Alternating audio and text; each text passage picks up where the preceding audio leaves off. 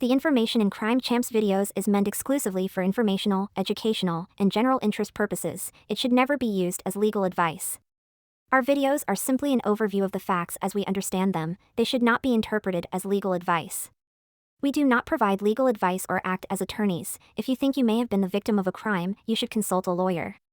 Our videos is not meant to shock, enrage, or otherwise provoke the viewer.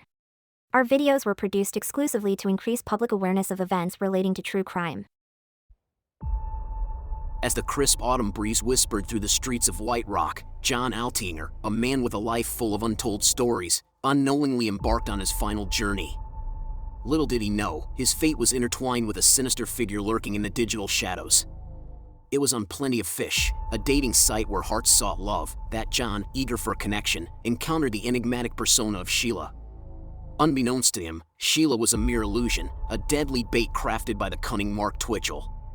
Twitchell, with a twisted mind and a garage transformed into a macabre film set, lured John with promises of romance. On the fateful night of October 10th, as John eagerly shared his plans with friends, he had no idea it would be his last. He arrived at the address, a dark and unassuming garage, believing love awaited.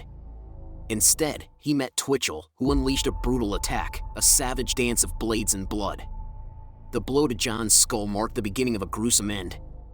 Desperate to conceal his crime, Twitchell attempted to burn the evidence, but the flames refused to cooperate.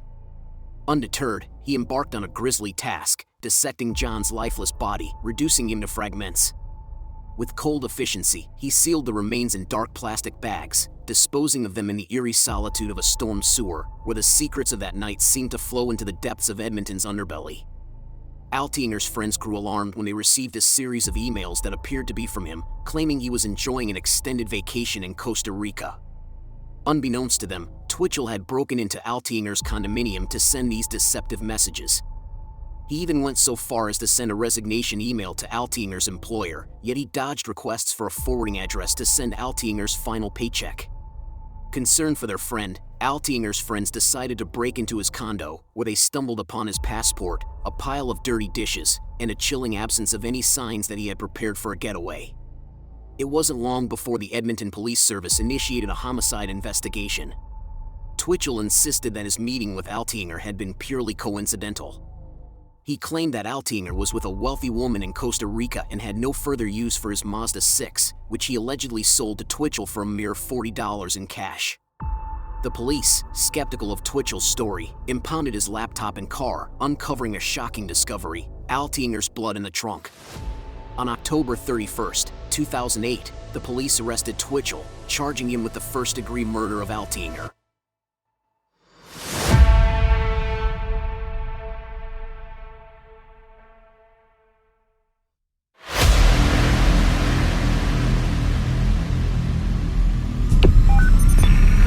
What's your emergency?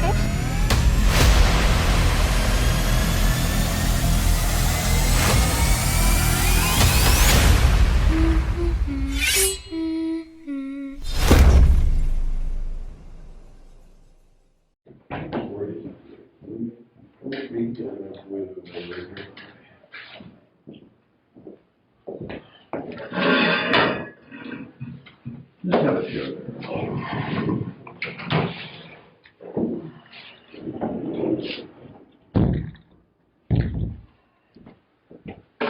Okay, Mark. Now, just to go through things, like I mentioned to you, that I'm going to do a taped interview with you and stuff. There's my ID. Okay, so I'm Detective Mike Tabler, Police Service. And I'm here to talk to you tonight because of the fact that you happen to be the renter of a garage that has come to our attention due to a missing person. Okay? Now, first of all, can you please state your name for me? Mark Twitchell. And it's Twitchell? Correct. Okay. Your date of birth, sir? July 4th, 79. 4th of July, 79? Yeah. Okay, and your address to home? Is 30 Dayton Crescent. 30 Dayton? Yeah, D-A-Y-T-O-N. Okay. In St. Albert. St. Albert? Okay. And postcode there? T8N4X4. Okay, phone number at home? 780-977-7840. Okay. Yourself? Same thing. Pardon me? It's the same. Same number? Mm-hmm. Okay. All right. No landline at all? No, I still favor a landline just for cost and convenience, basically. Okay. Yeah. And, okay. Now, the garage in question that we're talking about tonight, can you tell me the address of that place? 5712 40th Avenue. 5712 40th Avenue. And when did you rent that garage? I began renting it on September 1st. Okay. And you rented it September 1st? Mm-hmm. And who'd you rent it from? A company called Kirkside Real Estate. Kirkside? Kirkside, all one word, yeah. Okay. And you got the only key to, or was it one or two There's keys? 2 keys. Okay. So you got 2 keys. Mm-hmm. Okay. And where are those keys now? You guys have the one that I had, Okay. and the other one, the last I heard of, is with one of my production assistants, Mike Young. Mike Young, one of your production assistants. Yeah. Okay. And he is an assistant to you, but he didn't rent the garage, it's yours, right? Mm-hmm. Okay. Yeah. And you pay for it? Yeah. For the rental? Mm-hmm. Okay. Now I understand that you're doing this with a company and you're doing some other things. Yeah. So you personally rented it on behalf of the company. Right. And what do you call your company? Express Entertainment. Express Entertainment. Okay. And I understand you're filming and stuff like that there. Yeah. Okay. And that was the purpose of getting the facility. Yeah. Mike Young is one of your assistants, and he has the other key. Yeah. Okay. And there are no other keys out for that garage anywhere. None that I know. Okay. Now, the locks on the garage. Mm-hmm. Can you describe them? I know there's 2 overhead doors and 1 pedestrian door on this garage. Yes. The 2 overhead doors face, I believe it's north, I think so, into yeah. the alley. Mm-hmm. And the pedestrian door faces the house at that address. Right. And that would be south. Now, the house is rented by people separate from you, Right. who have no access to the garage. Correct. Okay? And the windows are all blocked and the doors are metal and nobody can see in there. Right. And it's nobody's business what goes on in there, that's your. We block out the lights so that during the day when we're filming and we're trying to create a nighttime atmosphere, that the sunlight doesn't get in our way. Of course, yeah. Things you have to do with the production. Yeah. We try to control the lights as much as possible. Okay. So you rented this on the 1st of September, and then you're doing some filming. Correct. Okay.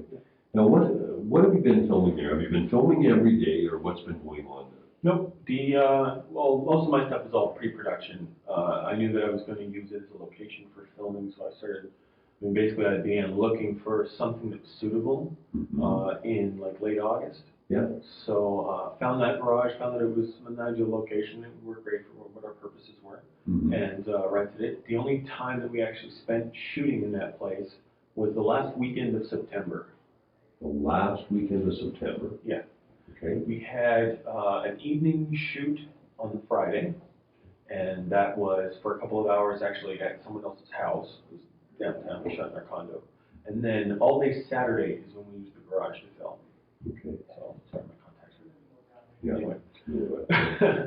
But yeah, so all day Saturday we used to shoot in that garage area, and then the Sunday in the evening we filmed somewhere else.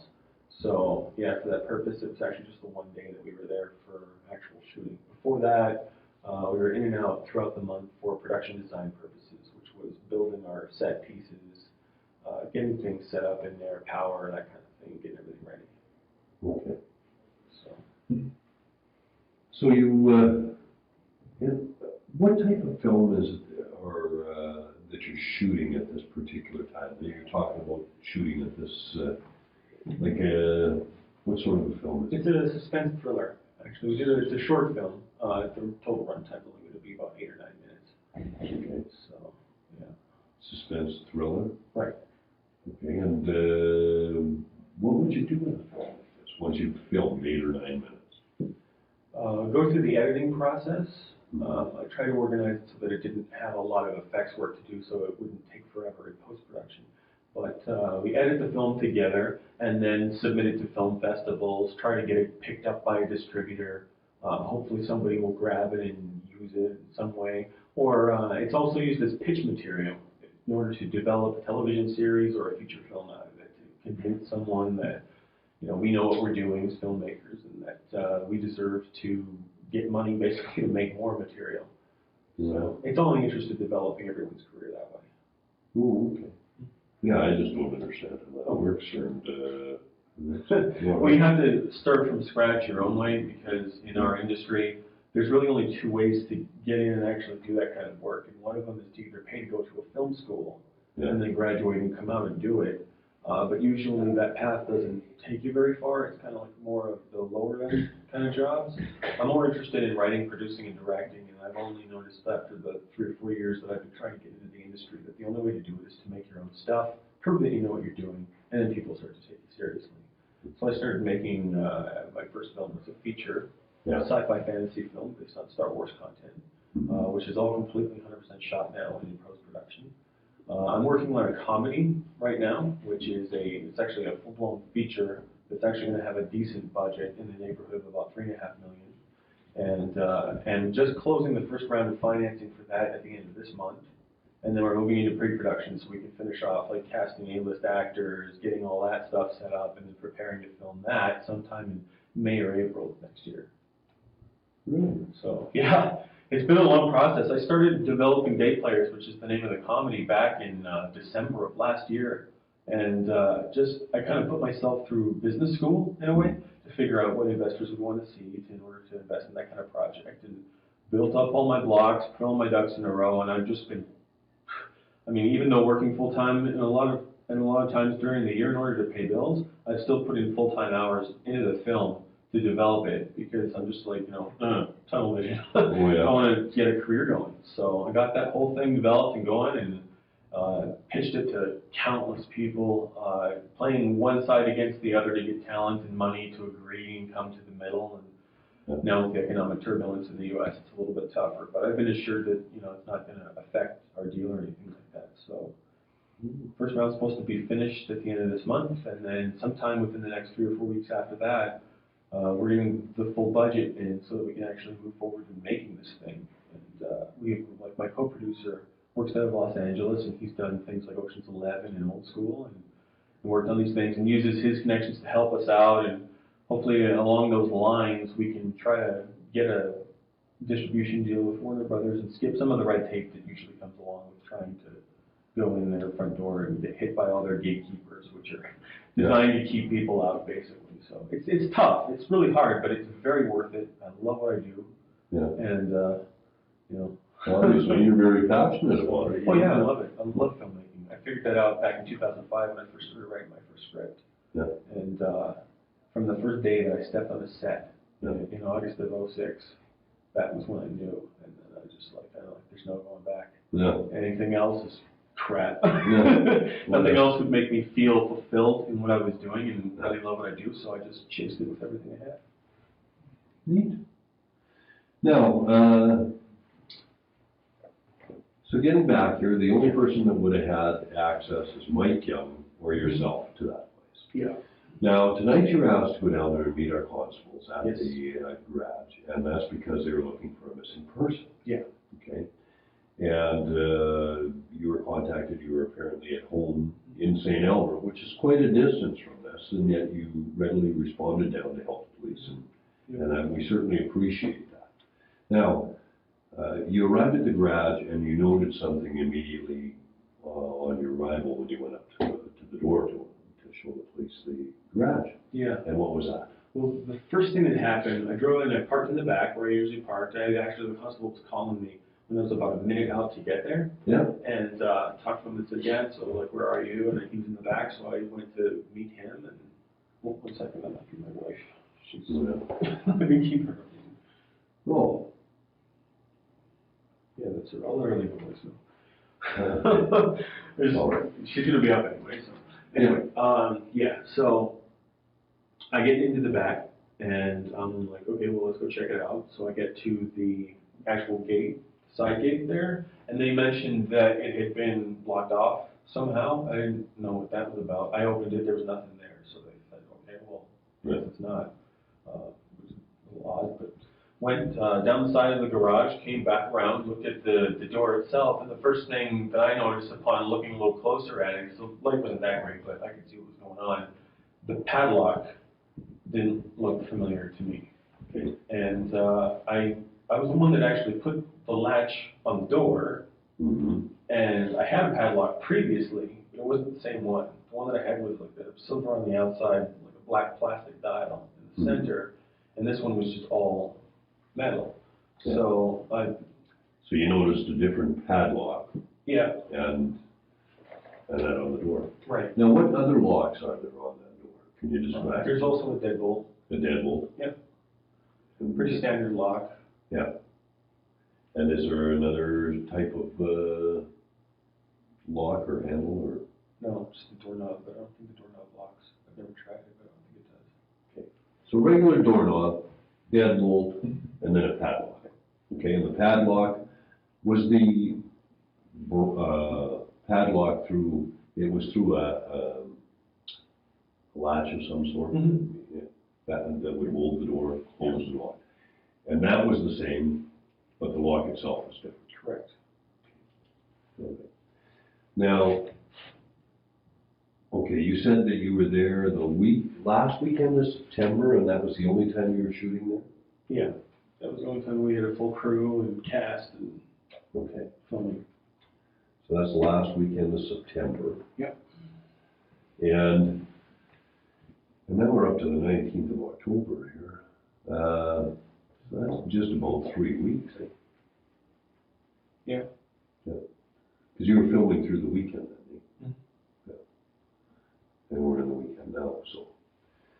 So just about 3 weeks since and that's the only filming that you've done. Have you been back there since that filming? Yeah, a couple of times. Yeah. When was that?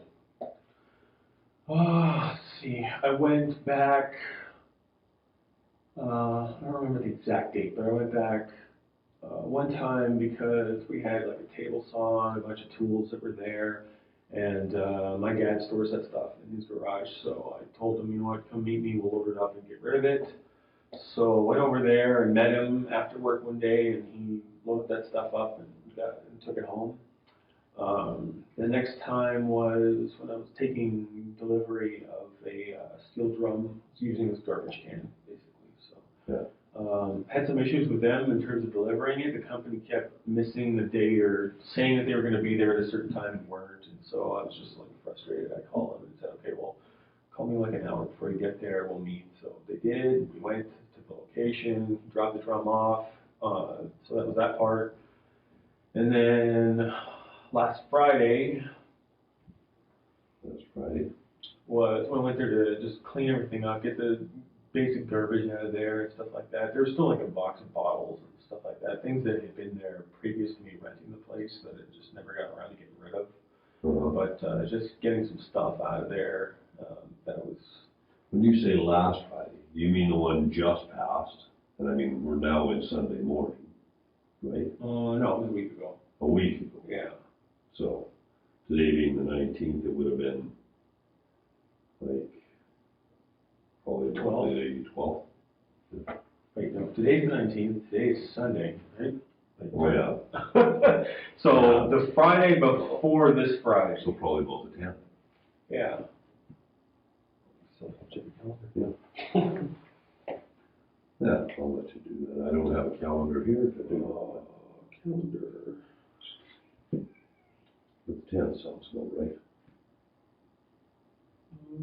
Yeah, 10th, that's what it was. Okay.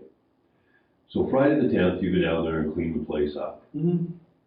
And that's the last time you were there. Because I'm wondering if that's when you last saw your padlock on the door.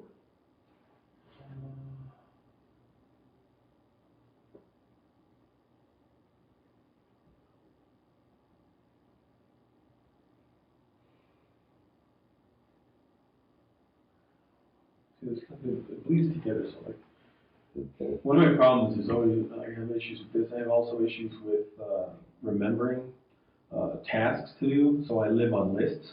I try to formulate lists, as long as I have a list and I can check things off as I'm doing them, I'm okay. But, I mean, so I need to stay organized, I'm a procrastinator, stuff like that, so I think I did drop off, and honestly, I don't remember if it was this past week or the week before it, but I remember dropping off some cleaning materials just for the next time when we were going to go in there, because my intention again was to pitch this thing and get it into a TV series or a movie. And the place is so inexpensive to rent that I figured, you know what, for future episodes, that'd be great to have. So, yeah. What does it cost? $175 a month. It's not bad. $175 a month? Yeah. For the garage? Mm-hmm. Looking around prior to that, I was looking at prices of $225, $250 for something similar. Mm-hmm. So I thought, wow, that's not bad. It's plenty of space, it has power, so we can run all of our cameras and lights and everything off of it. Last time we were there, we had such nightmares. Oh man, like renting just really bad lighting kits that would burn out bulbs all the time and stuff like that. But we never had any issues with the breakers or the power in that place. Everything worked fine. So. Well, that's all right. And it's a great workshop too. It's better than trying to borrow other people's places to do stuff. Yeah. So, yeah. So you're saying that you've worked sometimes full-time and then geared yourself for this.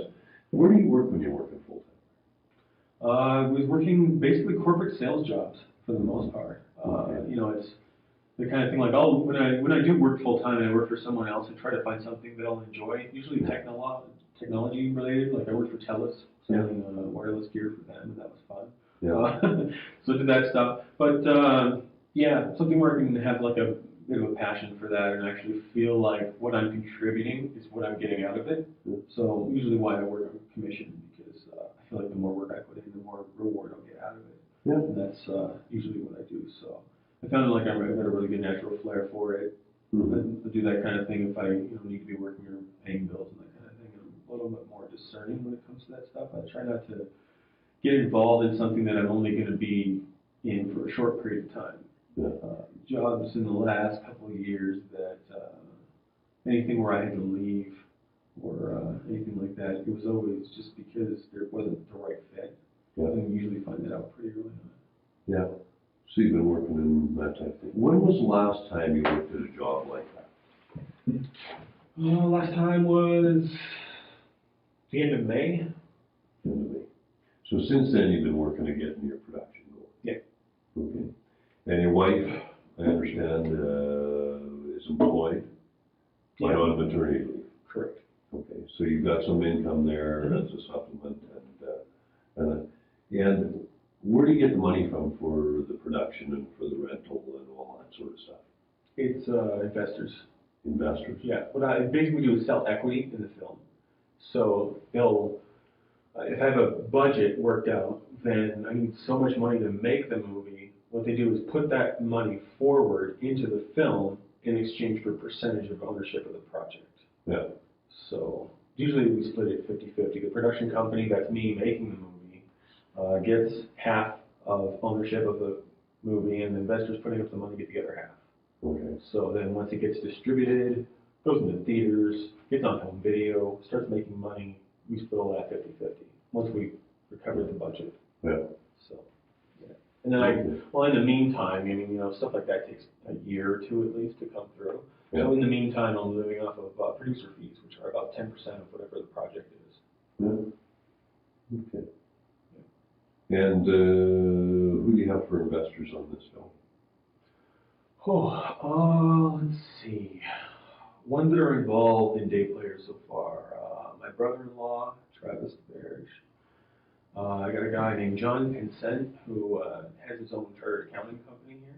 John Pinsent. Yeah. And he's a member of the Venture Alberta group, which is a big group of guys who just move money around and invest in different deals and stuff like that. And I first got in touch with them actually it was through the internet, found them online, submitted my materials. Didn't really think I'd get anything out of it, but then I would call back saying, you know what, you passed deal screening, let's go and present this to like full groups of investors in Edmonton and Calgary. And so I'd make my pitch about the film, and they put some interest in with it. The deal structure underwent a couple of changes throughout the time that it was floating around within their circle. And then when I recently got approved for a gap financing program, I was able to actually offer them a situation where they weren't taking on any risk. It's quite rare for investors, so that looked really good, and that's when everybody was like, oh, okay, I'm in. Because what they're essentially doing is lending us 10% of our budget in the short term in order to get the full one opened in a line of credit, and then when it comes through, when we get our full budget, those guys get paid back right away. And then we don't miss the money because it comes back to us in the form of an Alberta Film Fund government grant. Oh, yes. So you have got these investors, and now you've already got this government grant that's come through? The grant's not approved already. We're a prime candidate because the Alberta Film Fund, they really like Albertan-owned projects, Albertan talent in front and off the screen. They're really, they get involved with that kind of stuff. And I actually know a guy who has a business degree and is really good at writing grant proposals and getting approved for them. Really good track record, who's going to write the proposal for us. The fact that we're shooting 80% of it in Alberta with very tiny legs out in like LA and New York. It goes to show them that, yeah, we're keeping it all in province as much as we can and using as much Albertan talent. In fact, the 2 leads are Albertan. So we're looking really good on that front. It's just a matter of showing them that we're coming to the table with what we need to make the movie and get it distributed. And then they say, okay, we'll reimburse you for up to 20% of everything you spend inside the province, which for us is a little over $400,000 bucks. Mm-hmm. So if the investors put up the $350,000 to open up our gap, get our budget, and put it in the bank, we pay them back right away. Alberta Film Fund comes in and fills the hole. A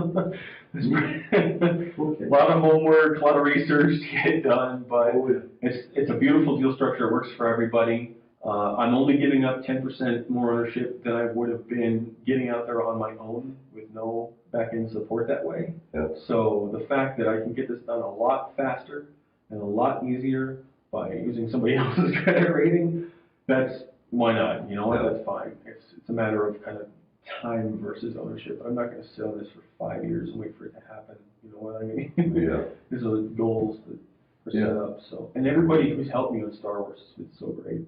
I've got so many people who have donated countless hours of time and energy and resources into that, and they've done it all for free, and I want to pay them back. I want to give them a nice, cushy, budgeted project to come in on and work on and get paid on. Get career experience, actually get paid for doing what they were doing before. Yeah. Only a little bit less, because instead of having one person do 8 jobs on a no-budget indie, each person can focus on their one thing on the feature, and we're good. So, good. Yeah. Good. It's interesting how that all comes together. Can't get started on this stuff. I can go for hours. Yeah. Now, so back again, so we're talking about back at the garage, and you're saying that the 10th was the last time that you were at the garage. Yeah. And you can say that absolutely for sure. No, it was either a couple of days before or a couple of days after that I dropped off some cleaning stuff. It was like a Tuesday, Wednesday, something like that. Tuesday or Wednesday, you dropped off some cleaning stuff. Yeah. Now, when's your next plan to shoot there? Oh, it's not decided yet. Not decided yet. It's still up in the air. So there's nothing planned for that garage? No. You live in St. Albert. Yeah.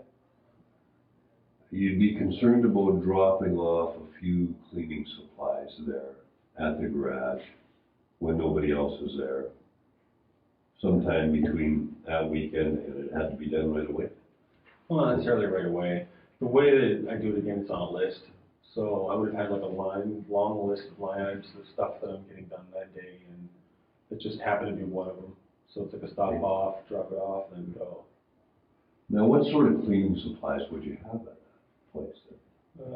paper towels, like stain cleaner, gloves, the usual stuff. Just because we deal with this, when you do anything that's involving like suspense thrillers or anything like that, and you want to have something that looks like blood on screen, we use this mix that's like a corn syrup with food coloring in it, because it looks really good on camera and it has the right consistency and everything, but it's sticky as hell.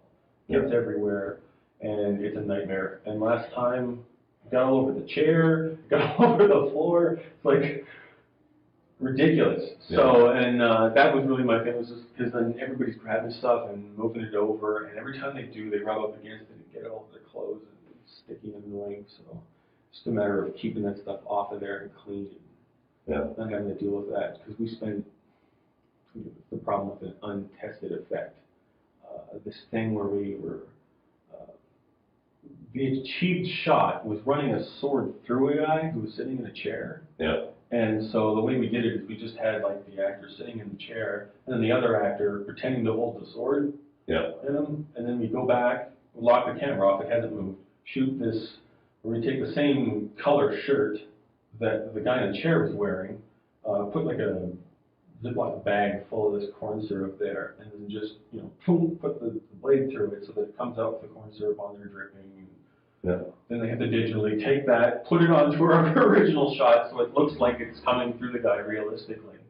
And it's this complex setup, and we spent like 2-3 hours on that one thing, because we hadn't actually tested it before or set it up prior. So, I mean, it's kind of like learn trial by fire and figure it out as you're going along, but it turned out really good. I think it'll look good once it's all done. So sounds kind of unique. I mean, but it's a huge mess too. Like again, you're dripping stuff everywhere. You try to kind of curb that as much as you can, but it happens. You're walking back and forth and things get moved around. So. Yeah. Now, so you were doing quite a bit of that sort of stuff in the garage, that kind of shooting, where there was like blood effect and that.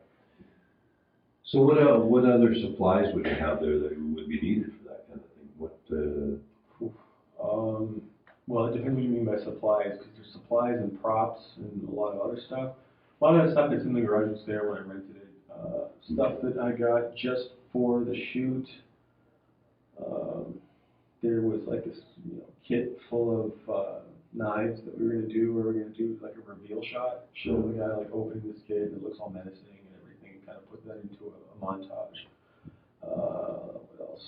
Like the usual duct tape for the guy sitting in the chair, duct taping him up. Yeah. There's that stuff.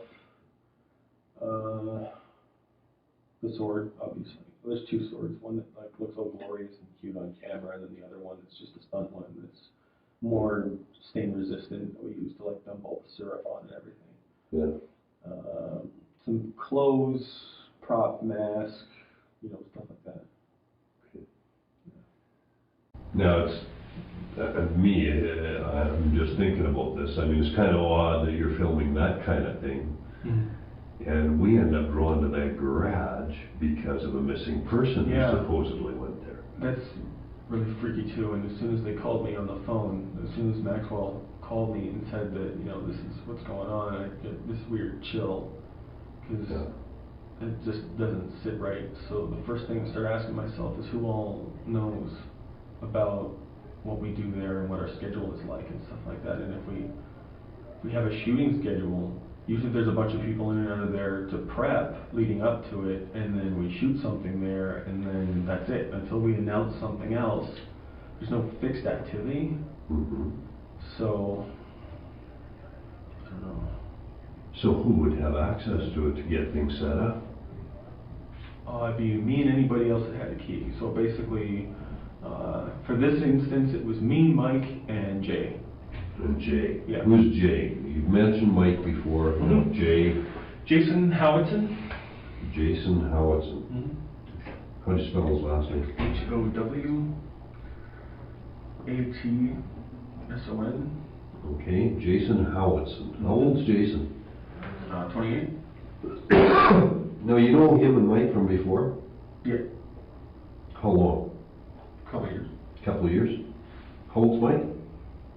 I think Mike's turning 30. 30 years.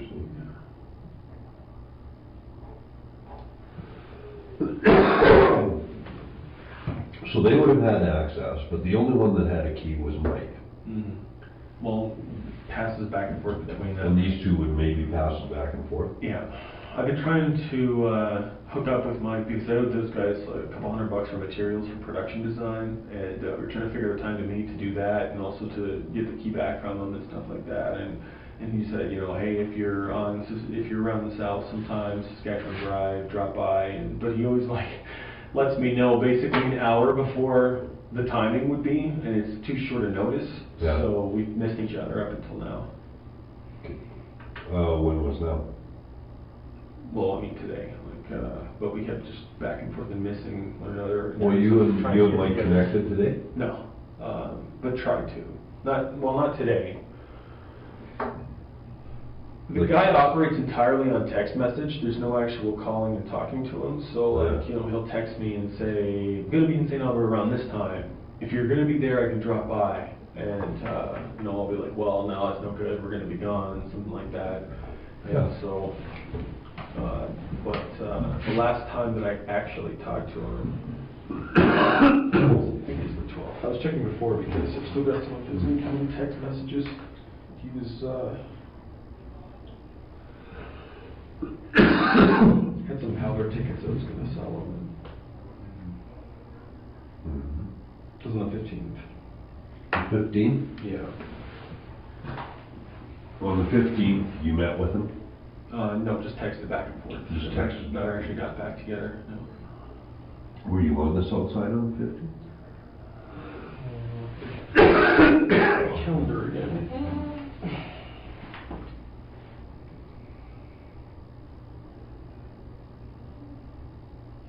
Might have been. Could have been either the 14th or the 15th. And what would you have been on the south side for? That would have been for dropping off the cleaning materials at the garage. It was either then or the week before it, 8th, 7th, 8th, but I can't remember. And where would you have got these cleaning materials? Like, these sound like something kind of special. Where would you get that? Oh, it's like Home Depot or Canadian Home Tire or Depot. something like that, yeah. Well, that's, We either this is regular cleaning shit? Yeah. We don't need Okay. anything that crazy, it's not like. Well, okay, well, I don't know, you're describing this stuff. Yeah, no, it's just like usual stuff. We don't have anything special. The garage is a dirty place anyway. We have no intention of putting anything cool in there or anything like that. Yeah. So, you know, just whatever will get the sticky stuff off or that kind of thing. And Okay. that's basically it. Something that, if it's not going to sit there and smell up the place, Yeah. be better. So, now, you've been told that we're looking for a missing man. Mm-hmm. Okay. Yeah, have you been told his name? No. Okay. The name is John Okay. Altinger. Altinger. Okay. Does that name ring a bell to you or mean anything to you? No. Never heard it before? No. He's nobody that you'd been using as an actor or that maybe Mike or Jason would have been in touch with? No, I don't think so. I don't know if Mike or Jay know him, but nothing that in terms of casting or production crew or anything like that. No? No. Not a worker, not an employee you've heard about? No. No. Now, do you have any girls that are employed by you or that take part in anything? Any of the setup or Often. anything? Yeah. Yeah. We had a really great actress on this one that we worked with. She came to the condo set on the Friday. Came up from Red Deer. Her name's Katrina. Katrina? Mm-hmm. Okay, and... And that's the most recent. Okay. I got some like Facebook buddies too that are all kind of like in the industry and back and forth and submitting themselves for casting calls and things like that. But Yeah. nobody that's crew. Yeah. Yeah. So, these Facebook buddies, would they have connected with anybody like this maybe that was just a single guy that maybe attracted him towards this sort of line of work or anything like that? Maybe, I don't know. Not that I'm aware of, but possibly. I don't. Okay. Okay, the indications we have, and we've got this through our investigations, and the address comes up, and the garage is described, and he actually says that he was there on that particular day. The particular day we're talking about is I think the 15th. 15th, okay. Now, and I may be mistaken, I may be mixing a couple of things up, but I think the 15th. And that's the day you're indicating that you were probably down there putting supplies there. Okay, yeah. Okay. Like on Wednesday or something. Yeah. Yeah. And it was in and around the same sort of time frame that you were there. You know, that he would have been there. Okay. Like in the afternoon. Really? Yeah. And he was supposed to go there and meet a girl who described the address and told him how to get there. Now this is really met through, you know, an internet site. Okay. Doesn't know her from before. So he, of course, lets friends know where he's going. Right. Okay. But, go to meet a girl, swear to her. Sends it out to a few friends. All of a sudden, he disappears. Last known place was there. Said he went there. Met a guy. The girl wasn't there. Met a guy in the garage. In the garage? Apparently. Okay. Now, can you tell me, what does it explain to you? Tell me what you're thinking. Well, it explains the foreign padlock. If he switched it out or something like that, that makes sense. Who switched it? Whoever this guy is. Well, he didn't switch anything. He went there and met somebody there, yeah. Okay, but that's what I mean. Like, whoever he met there, Yeah. because I don't know of anybody else that has access unless they, you know, accessed it themselves, pretty Yeah. much. So your lock was totally gone off there, Yeah. okay? The latch was still there, but a different padlock's there. So anybody could have come along with a set of bolt cutters, cut yours off, put their own on, right? That still doesn't give them access to the garage because there's still a deadbolt, right? Yeah. This guy indicates to his friends that he arrived, met a guy in there, the girl wasn't there, got a call from her later, Okay. was going back to the garage. Huh. And that's where the cold trail goes cold on us. So, okay, let me get this straight. Yeah. The guy who's missing Yeah. shows up to my garage, Right. 5712 40th Ave. Yeah. claims to have been in it, Yeah, and talk to a guy. talked to another guy. Yeah. So now there's two of them. And then he leaves. Because the girl's not there. That he's supposedly. Right. Okay. And then he talks to her on the phone. I don't know that he talks to her on the phone or if he gets a message from her or which way that one went. Okay. Okay. He somehow ends up communicating with her and then comes Goes back to the garage to meet her. Okay. All right. Now, does that sound like anything that you know about? Not at all. Does it sound like anything that could be related in any way to any movie sort of stuff you're doing, or? Not that I'm aware of. I mean, I'm the producer. I pretty much control all the elements. Yeah. So if there was anything like that, if somebody needs to borrow the place or whatever, then they would let me know. They'd let you know.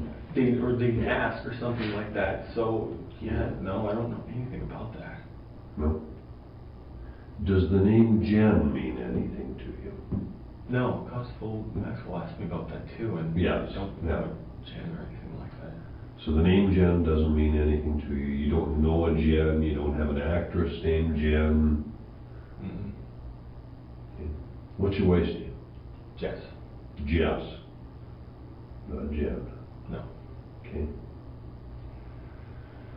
Is your wife involved in anything with the garage at all, or does she even know it exists, or? Yeah, she knows it exists. She tries to stay out of the film stuff as much as possible.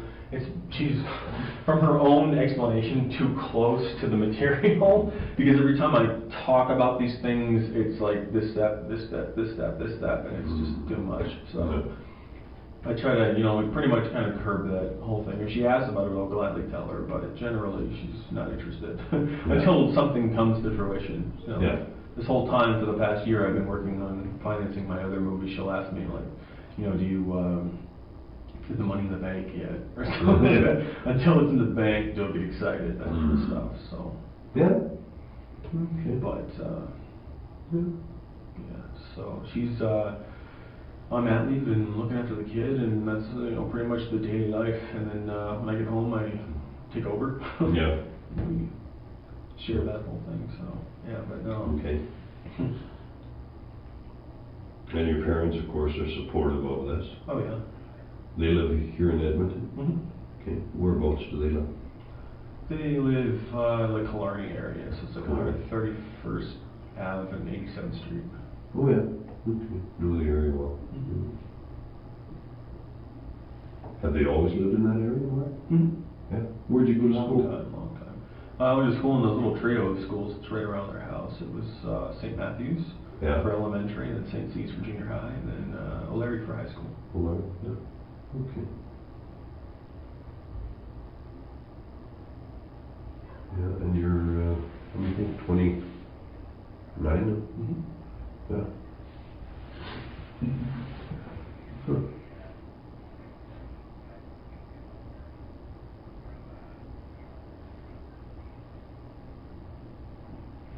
I'm trying to think if I've You play any sports when you were at O'Leary? Not as team sports, no. I mean, I like basketball, so I played with my buddies after school and stuff like that, but Yeah. didn't want it to become a job, so I Yeah. like join the teams and stuff like that, so. Yeah. Yeah. Okay. Yeah.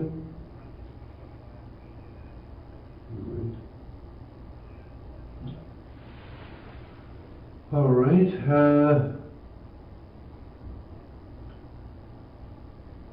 So once again, John Altinger is not a name you've known. Nobody like that's tried to rent the place from you. Nobody by the name of Jen means anything to you. No. No relatives named Jen. Oh, maybe. I have to look at the list. Okay. All right. My mom's Fair 12. So, let me get back to you on that one. It's a checker for sure, but. Yeah. No, that's, and I'm trying to think like if, I don't really have any No. regular, Okay, what about Mike and Jason? Now, if we were to call them up and get them to come down, I mean, what kind of guys are they? Are they decent, straight? Oh yeah, no, they're good guys. Yeah. They're really open dudes. I met them when I was working at Corporate Express, Yeah. which is like an office supplies company. Yeah. And, Yeah, I've heard of it. Yeah. So Mike was the IT guy over there, and Jay did some operations and stuff like that, and basically like putting out fires was his job. Yeah. It's complex. I wasn't quite sure, but so yeah, they worked together there. Jay left a little bit shortly after I did, and then Mike hung on for a long time because it was a really easy gig with a pretty decent paycheck. Yeah. Until he just got bored. Yeah. Had to leave. The two of them still work together actually to this day at another place. And yeah, so I kind of recruited them Yeah. a little bit from Corporate Express to help me out on Star Wars because they were both huge fans and wanted to do it, and the whole gambit of everything on that project. And then stuck around and said, hey, if you ever need any like set building or anything like that for day players, let us know. So they'll be the ones that I'll go to get like my apartment set and all this other stuff that I need for that film done and made. Anything that's going to be in Edmonton, they'll pretty much be supervising. Yeah. Okay. Because those guys are miracle workers when it comes to building things on the cheap. Like they They built me an entire TIE Fighter cockpit for like $130. Really? I couldn't believe it. I'm like, really? And like, you look at this thing on a set, it looks like garbage. It's like cardboard and gels and like,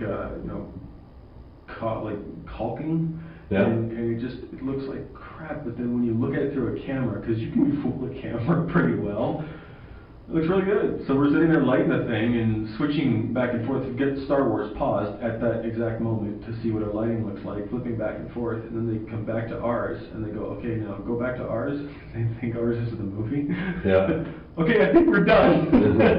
It looks good. So yeah, no, they did a fantastic job. They ended up giving me like 8, 9 really good screen accurate sets for less than $3,000 in total. So, and that included like a giant friggin' Star Destroyer bridge trench and everything.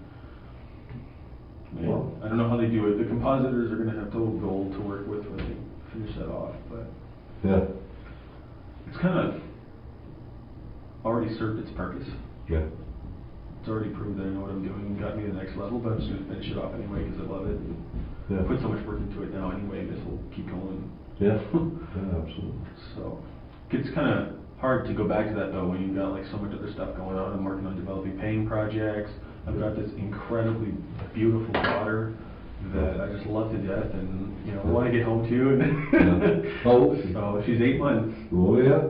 I've been sleeping straight through the night since the 2nd week. Oh, So wonderful. we got completely lucky with that. Great disposition and Yeah. everything. She's just amazing. Oh, lucky. I want her to join the family visit. Really? Break it down. She's like, Dad, I got a script for you. It'd be awesome. Good. But That would be great. Yeah. Okay, Mark. Let me step out because I've got some other people. I just want to go over what we've talked about with them and see if there's anything else I'm missing. okay. I think I've got to talk to Mike and to Jason. Mm-hmm. Those are the only other 2 people that might have had any access to that garage at all. Yeah. They're the only guys that have the key to the deadbolt. The big reason why I got the padlock is because I just didn't trust the deadbolt.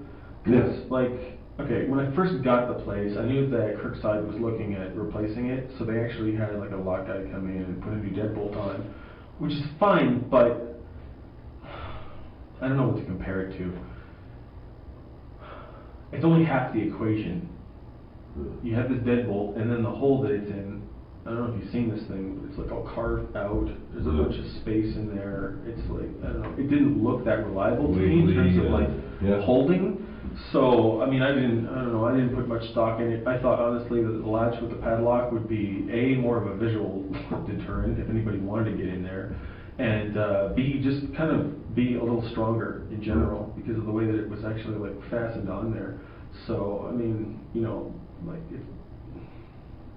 feel like an idiot now, but half the time I wouldn't even bother with the deadbolt because it's like, I didn't really believe in it, quite frankly, from looking at it and loosening it and stuff like that. So, it was off and on. Sometimes I lock it just for the hell of it, but generally if I'm coming in and out, I just leave it. Okay. So. Now you say generally if I'm coming in and out. And we talked about how many times you've been there. Yeah. And there was one weekend where you were there shooting. Mm-hmm. And then you've been back about a week ago. And then this last week to drop off cleaning supplies. Right. Yeah. And we know that was probably the 15th. Did you drop them off the same day you bought them? Yeah, I think so. Huh? Yeah. And what did you use to pay for those? I think it was on MasterCard. It's either MasterCard or cash, something like that. I had it all floating around, so. Okay. MasterCard. What kind of MasterCard do you have? It's a prepaid MasterCard. Prepaid MasterCard from the cash store. the cash store? Yeah. Okay. Why do you use a prepaid MasterCard? I had a bankruptcy about 6 years ago, so it's almost going off the record and everything like that. Yeah, so you use kind of a pesky thing that's following me around, and I didn't really find a lot of need for credit cards because it wasn't something that was ever really that big of a pressing deal. Ever since, like, I learned my lesson, and the reason that I actually had to file that in the first place, and this is like goes back to stupid young man crap. Yeah. Hey, we'll run through it. I know what it's like. Yeah. Well, at 21, I got married the first time, young and stupid, to someone that I thought I was going to be with forever, and for the wrong reasons. Long story short, I moved to the U.S. because she was a U.S. citizen, got residency down there, but the problem was I didn't understand how long it would take to get that process done, and I lived down there for a little over 10 months before I actually had a legal work permit to be able to bring in an income. So while I'm down there following my heart, racking up, like, my bills are still there, all of this stuff is mounting up. It was over 20 grand worth, and then I was just like, damn. So between having that on my plate and at that point in my life, believing I was going to be in the U.S. for a while, I figured that filing a Canadian bankruptcy was the best way to go. And my trustee felt the same way. So I filed with them, got it taken care of, got discharged from it within like the same year. But it's just one of those things that sticks on your credit rating. So when that relationship didn't work out, and I moved back to Canada, they still follow me around. It wasn't that big of a deal, because again, I'm not racking up debt or anything like that. I'm just living my life, getting my job and my place and paying my bills and stuff like that. I didn't need to have credit. So, but the thing is like if you ever want to book a hotel room or a flight or anything, shop online, use eBay. It's just easier to have a credit card. So when Much Music had their MasterCard out, I got that thing, ended up losing it. It was a huge pain in the butt anyway, because you can only load it online, and you pay these little fees for every little thing. Even just to call in to check your balance, it charges a fee. So I went to the cash store and said, okay, I need something that's going to be a little more handy, a little more useful, something I can load just by going into the store instead of having to get online and do it every time. And so got that. Yep, and that's how you start rebuilding credit. You start off. I don't even know if prepaid reports your credit payment history or not, but I think it does help. Could help. The mortgage I thought was a big one. The two big ones that are helping me build my credit back right now are a business loan that I have through TD, which is almost paid off, that I took out to give me the boost for getting all my equipment for shooting Star Wars, and the mortgage. So that was just mortgage on my house. It was crazy the way that happened, because I was convinced for the amount of income that my wife made and her track record with credit, she'd be the one to get the mortgage, but they looked at the overall situation and said I was the guy. So okay. Went in there, did all the paperwork, filed it up, and got it done, and so that worked out really well. Went through a broker. It was a bit of a hassle here and there because there's these like little straggler bills from 5-6 years ago that were kind of there, and these are the lenders saying, here's all the conditions we want to lend you the money. So like, give us proof that you paid this Rogers bill back in the day, or that it still counts under your bank opportunity, you've taken care of it. And last I checked, that was gone. So little hassle stuff like that, but it was pretty much just a relatively smooth ride. Was able to secure that up and get it done, and worked out great. Now, I'm going to ask you a couple of questions about the business. Now, you told me about some projects you're shooting on, and I want to ask you if you're doing any other kind of shooting there. Like, is there any, and I mean, I'm just wondering because it brings into play different sort of characters. Are you shooting any porn there or anything like that? No. I've actually been teased about that a lot. Yeah. And I tease back by saying that, I should have gotten into porn because it's guaranteed money in the bank. You know what I mean? Yeah. But it's really not the environment for that. For one thing, it's not even heated. Yeah. You know what I mean? Like, no. It's it would be a little cool. And then, again, if a filmmaker gets into that side of the industry, the other side will never take you seriously. Okay. So, unless I want to go making like 100 aliases, call myself Dick Hart or some stupid porn name or whatever, like that just wouldn't make any sense. And I've never been really anywhere near interested in that kind of material, I want to be taken seriously. I don't necessarily have to go after Academy Awards or anything like that. I just want to make movies that'll entertain people and get out there and into actual movie theaters and have tickets and stuff like that. So that's always been the ultimate goal for me. But yeah, no porn or anything like that. Okay. Yeah. So, have you ever heard of these online dating site kind of things? What are some of the ones you've heard of? Oh man, I don't know. Match.com. I've heard of the Plenty of Fish one. Okay. Plenty of Fish. Yeah, there's what else is there? I don't know. There's a bunch of them. There's like hundreds of them. Yeah. So. Okay. You don't frequent them? No. Okay. I did some research on them for a freelance article that I wrote. That was like about a month ago. About a month ago? Maybe more. It's a little over a month ago. This is a freelance project that I got. I'm on this website called ifreelance.com to get like, you know, basically writing gigs and stuff like that. And this guy said, you know what, we needed an article for online dating and stuff like that, and the rules and the etiquette and whatnot. I said, oh, okay, I'll jump on that. So checked out some of that stuff in order to write the article and put it together and did it and got paid for it and everything like that. So, yeah, but. So what did you end up doing with that? So you pretend you're somebody and do the online dating sort of thing and land it all up? You go there, but you tell everybody what's going on, right? Like I, you know, would say it's a social experiment for the purpose of figuring out what your guys' view and opinion of it is and that kind of thing. And it's a lot easier to just to touch base with the people who use the site and get their overall opinion from it. Yeah. So they would say, well, you know, I get different opinions too. Like the guys say things like, well, you know, it's really tough because there's lots of competition. The girls come back with the feedback of, well, everybody on here is a pig, you know, and that kind of thing. And so I kind of, you know, break that down, try to get a little more creative with it and make it something that someone would actually feel like reading. And the way I understood it was that they were trying to get something that they could have published in like Maxim Online or something like that and then post it. For me, I wasn't worried about the publishing part because they can do whatever they want with it. It's just like, you know what, if I'm going to write this for you, give me a paycheck and we're good. So, here, done, gone. Yeah. So in that, you weren't really posing as a person that was trying to date people. What you were doing is just contacting them saying, hey, looking for views on... Yeah. Okay. And that's why you know what some of those sites are. Okay. All right.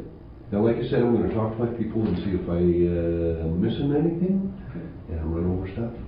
Bear with us a few minutes and thank you very much. Sure. Okay. If you come back and I'm sleeping, just nudge me up. All right. Yeah. Okay. You won't start swinging with it. Okay. I was wondering, did I? Big leg. If you enjoyed this video, please subscribe, give this video a thumbs up, and press the notification bell. Additionally, you can view our playlists and most recent videos. Thank you for watching.